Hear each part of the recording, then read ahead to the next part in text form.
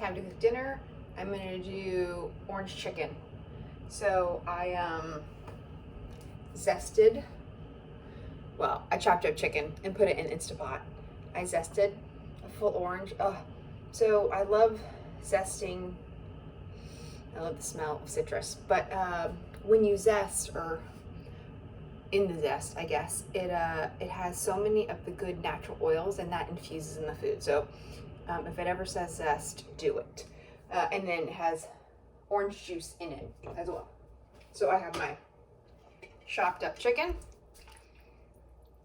sesame seed oil, orange zest, red pepper flakes, coconut aminos, and ground ginger.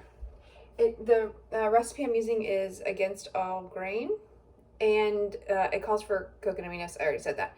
It also calls for honey. I'm not going to use honey because the TJ's Trader Joe's brand is already pretty sweet, so I'm just going to omit the honey.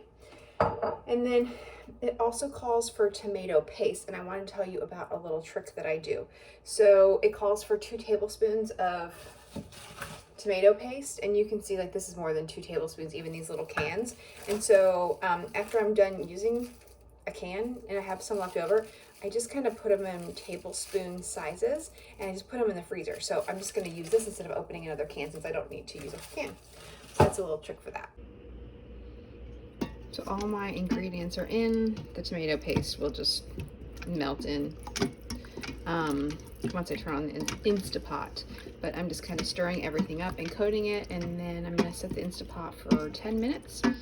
We're also going to have cauliflower rice and broccoli, and then I will add arrowroot powder after it's done releasing to thicken up the sauce.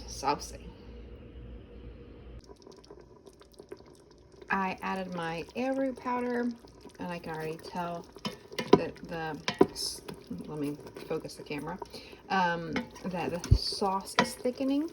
So I'm going to let this simmer for about 10 minutes and cook this broccoli down a little bit, and then it can be added over cauliflower rice if desired, or regular rice.